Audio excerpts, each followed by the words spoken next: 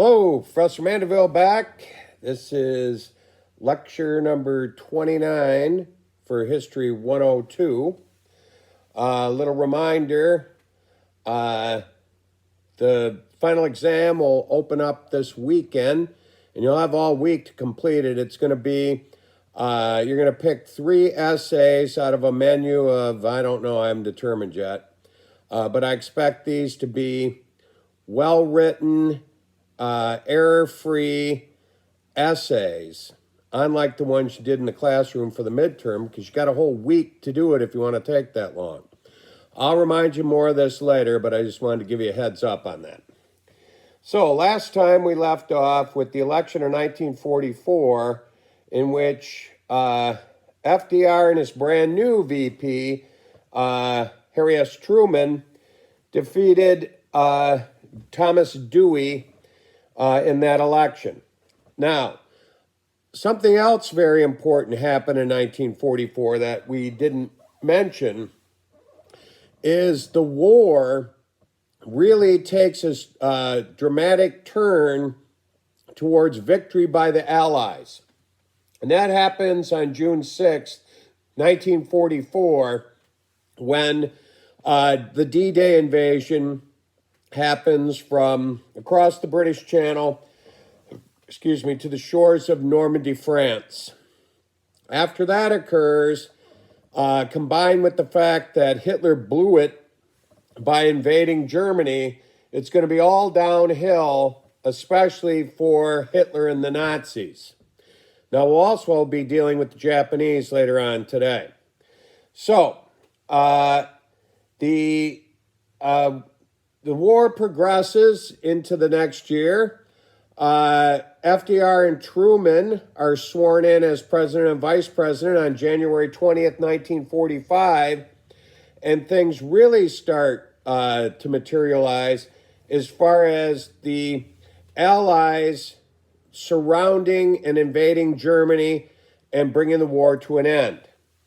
Now, unfortunately, on April 12th, 1945, Franklin Delano Roosevelt will pass away as he suffered from a cerebral hemorrhage. Now, that means that switch from Henry Wallace to Harry S. Truman being the vice president is very key, because very quickly in FDR's fourth term, remember, that began in January of 45, before mid-April, FDR's gone. Harry S. Truman is sworn in as president.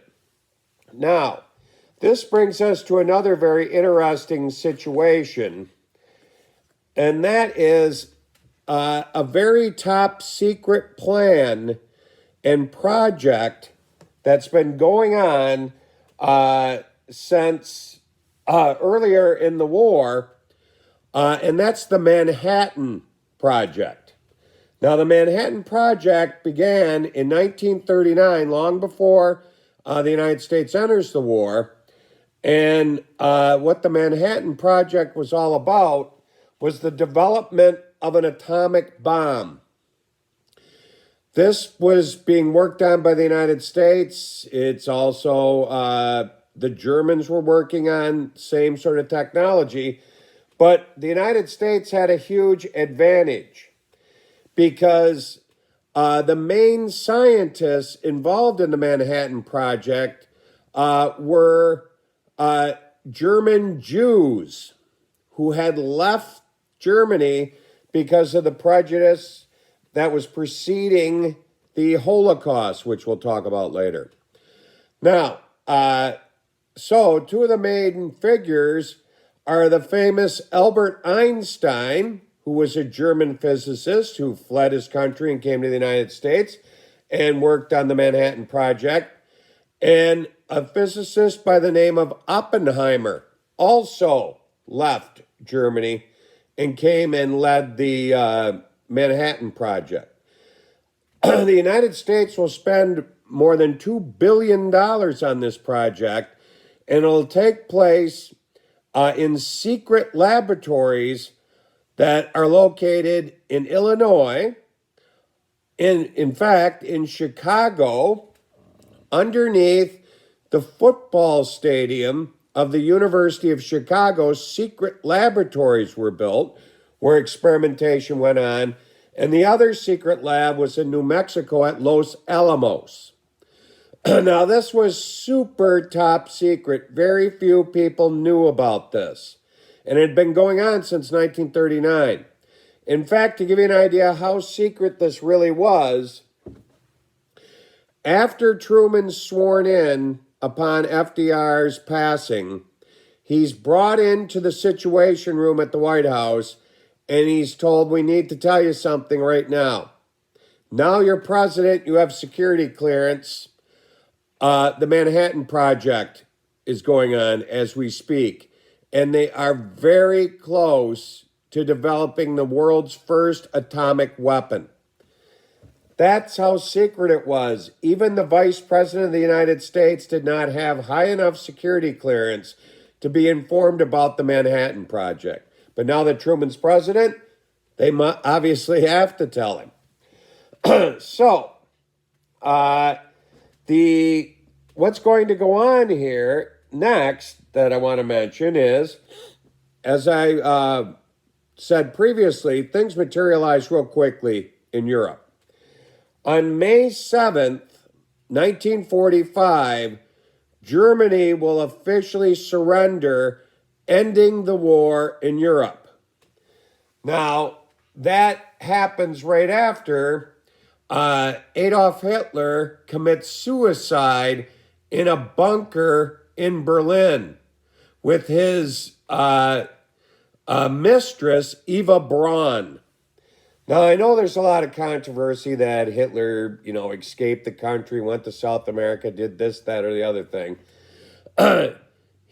He definitely committed suicide in the bunker, and that was that for him. Now, with that said, now America and the Allies can turn their attention towards Japan, because most of our efforts had been at defeating Adolf Hitler and the Nazis and saving England from destruction. So what's going to happen here is right about the same time, two things are going to happen at the same time. And this is almost sort of eerie when you think about it. A conference is called to discuss how to proceed in the war and start planning part of the post-war world. And that's the Potsdam Conference that's held in the newly captured city of Berlin, Germany. That's going to take place in July of 1945. Now, at this conference, the big three leaders, as they're known, will be in attendance. Truman, Joseph Stalin, now remember the Germans were our allies in World War II, and the British Prime Minister Churchill. Now, while this is going on, ironically enough, the first testing of the atomic bomb takes place in the desert of New Mexico near the Los Alamos lab, and that testing will take place on July 16th, 1945. So here's Truman sitting with his counterparts talking about how to proceed next, but he's not saying a word about the fact that we have an atomic weapon. Part of the reason is it's pretty apparent that the Cold War between the United States and the Soviet Union has already begun before the war is over with. And Truman didn't want to tip his hat to Stalin that we had this very powerful weapon at our disposal. So what happens next is Harry S. Truman has some very difficult decisions to make.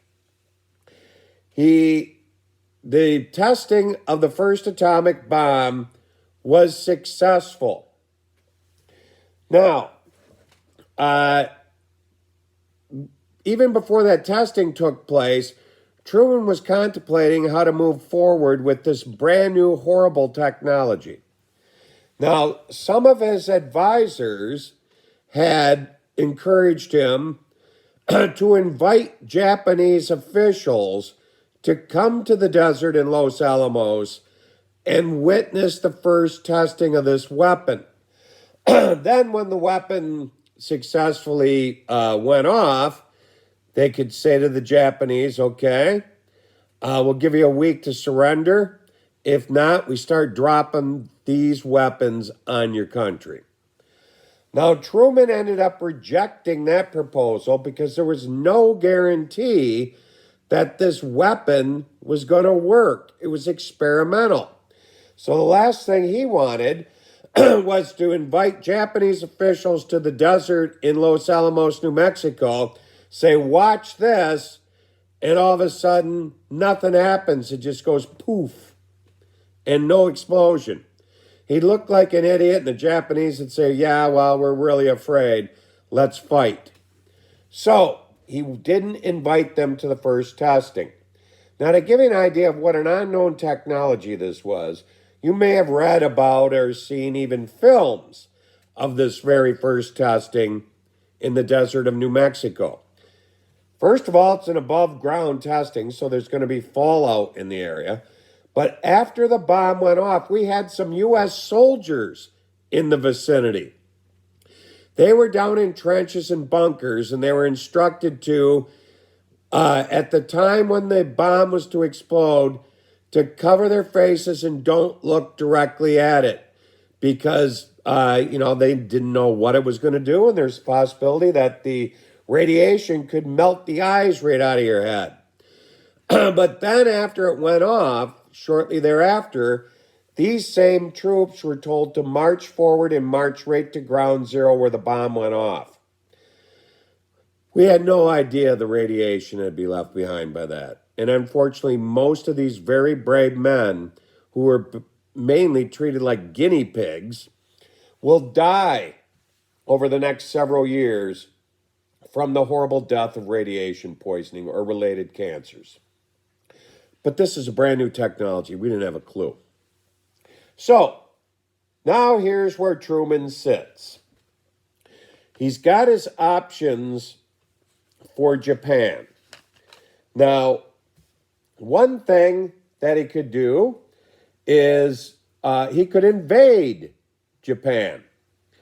And if we invaded Japan, and we were pretty confident that the Japanese obviously were going to fight very hard, possibly down to the last soldier, due to the character of their battlefield behavior in the past with kamikazes and whatnot.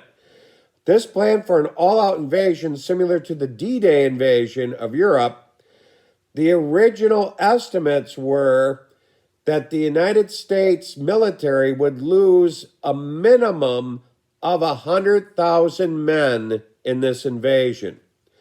And then, depending on how well it went, they're going to lose many more men on top of that. So Truman's got plan A. I can immediately sentence 100,000 American men to their deaths, and many more after that, conquering Japan. Plan B, drop the atomic bomb on Japan. Now, the problem here was now that we know it works, we couldn't invite the Japanese back for another testing because the problem was at that point in July, we only had 2 more atomic bombs ready to explode.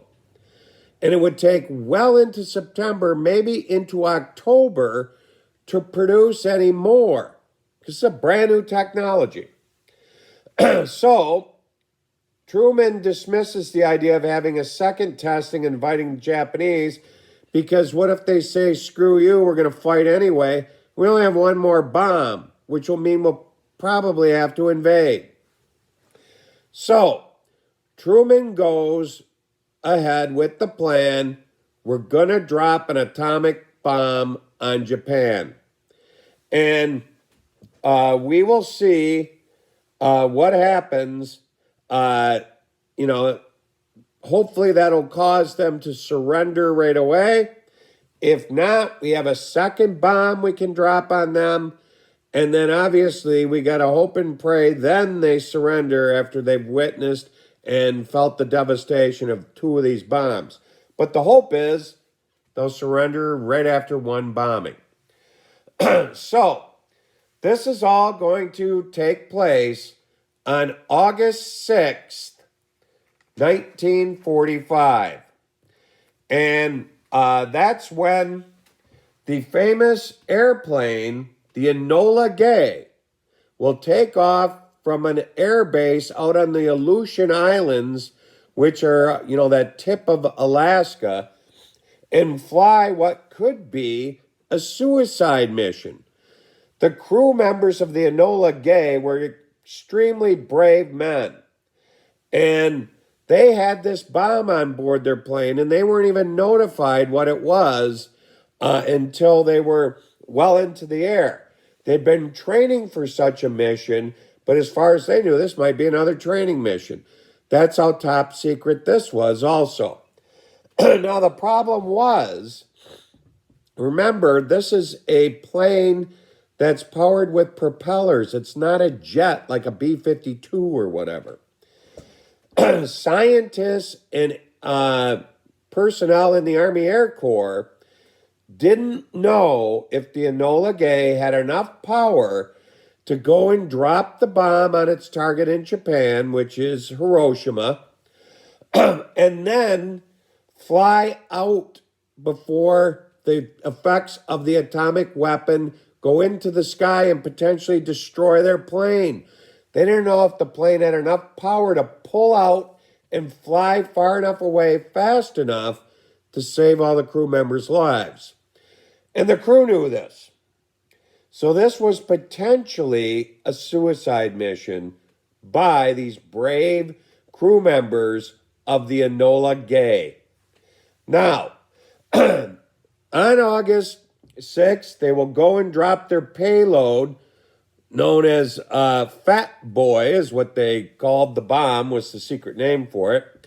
And they drop it on the city of Hiroshima or Hiroshima, you can pronounce it either way, Japan. If you take a look in your textbook on page 812, you can see the devastation left behind by this one bomb. And remember, this is just an atomic bomb. The bombs we're dealing with today are nuclear weapons, which are, 100 times more powerful. But anyway, this is the most powerful weapon of its time. Look at that photograph. It basically vaporizes just about everything near ground zero. That used to be a booming metropolis, a big city. Now it's all rubble. And it's estimated that this bomb killed approximately 130,000 Japanese.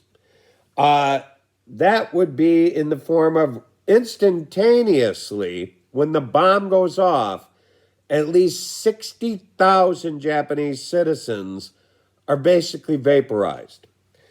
Then, approximately another 70,000 were missing or died in the near future from radiation poisoning. So, and then after that, I have no idea how many developed different cancers and so forth later on in their lives from radiation exposure and whatnot. This was a horrible, horrible event. Truman had to make the call because on one hand, do I sentence at least 100,000 Americans to their death, or do I drop this bomb and hope for the best? So, it destroys a 4 square mile area, and what happens next, American planes start flying over Japan, dropping flyers, encouraging everyone to surrender or else. And the or else meant another bombing. So that happened on the 6th. They're dropping these flyers. Another Event happens on August 8th. The Soviet Union officially enters the war against the Japanese, which means they're going to want to be part and party to the post-war world in Asia, which we really have no interest in having them there. It's going to be enough trouble in Europe, as we'll find out during the Cold War with the Berlin Wall and the Iron Curtain and whatnot that we'll be talking about later. Now, so remember, August 6th, the first bomb. On August 9th, the United States government, under the leadership of Harry S. Truman, decides to drop the second bomb that we possess. And this bomb is dropped on the city of Nagasaki. Now, this is the bomb that draws the most criticism of Harry S. Truman and his decision-making process. 3 days was not enough time for Japanese officials to travel all the way from Tokyo to Hiroshima, assess the damage, meet again, and decide what they were going to do in the future, namely surrender or not. What a lot of people argue, critics of the Truman administration, that the bomb dropped on Nagasaki was payback for Pearl Harbor. Now, to prove this critical thought process, Nagasaki was just an industrial city. It had no military significance whatsoever. And in that bombing, about 80,000 people go unaccounted for. Now, the clock's still ticking. Are they going to surrender, or are we going to have to invade? Truman administration is getting very, very nervous, because the Japanese wait another 5 days before they officially surrender in World War II. The surrender will occur on August 14th. Now, that is proof in the pudding that we dropped the second bomb too quickly. We didn't give them time to assess and really figure out what are they going to do. Remember, they've been fighting a war since 1939 against other enemies, and since December of 1941 against the United States. It's not a snap decision you make that you're going to surrender. Especially the only type of surrender that the Americans would accept was unconditional, meaning you surrender and we determine your future. You have no say in it. So, they waited another 5 days after the second bomb. 3 days was too quick for Nagasaki, in my opinion, and in the opinion of a lot of other historians and political scientists. So, this is a horrible event in world history. It's unfortunate, but boy, I wouldn't want to have been Harry S. Truman trying to make this decision. I'm sure he didn't sleep after or before. What do? It's a no-win. If you say, I can't unleash this horrible weapon on mankind, and then you order an all-out invasion of Japan, and over 100,000 Americans die in the process, boy, are you going to hear about it. Why didn't you use that weapon that you spent $2 billion on and 6 years developing? What's wrong with you? Then when you drop this horrible weapon on humans like this, you meet all the criticism that you're this uncaring animal that's dropping this horrible weapon that changes the course of world history and whatnot. Truman was in a no-win situation. So now what we want to do is wrap up World War II. And before we can get to the financial and human costs, we've got to talk about one other thing. If you flip your book back to page A10 and look at that photograph, once the Germans surrender and the Allies can have total access to all of Europe, we really truly discover the horrors of the Holocaust and the approximate 7 million people who lost their lives in Germany and the camps in Poland. We knew this was going on, according to intelligence reports, long before we entered the war. We just did not know the total extent of it. Now, there's also some arguments that perhaps the government did know and should have allowed the immigration of Jews from Europe into the United States at a much faster pace. And because some anti Semitic people were in the government, that didn't occur in a timely fashion. Well, you can be the judge of that. But the horrible thing is, 7 million people lost their lives in the Holocaust. Jews, gypsies, other people that the Germans had deemed as non-human in their eyes. Here's one thing I just want to tell you to sum up the Holocaust. There are people who, I'll mildly put it, I'll call them idiots, who are out there trying to claim the Holocaust never happened and it was all manufactured by the Jewish media. Well, let me tell you something right now. They're full of shit.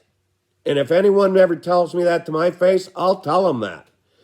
All you need to do, if you want to prove to yourself this happened, if you go to Washington, D.C., go through the Holocaust Museum. I challenge you to leave that museum and then say it was all manufactured by the Jewish media. No, it wasn't. Now, as far as the total cost of this war,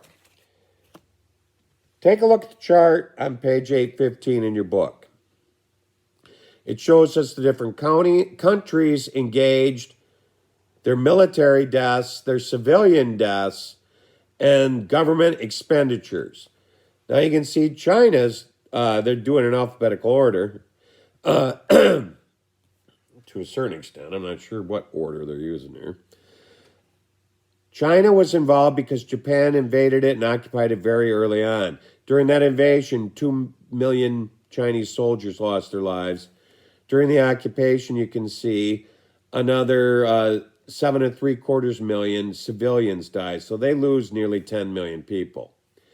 France, who crumbles like a house of cards, really comes out of this war in not too bad a shape.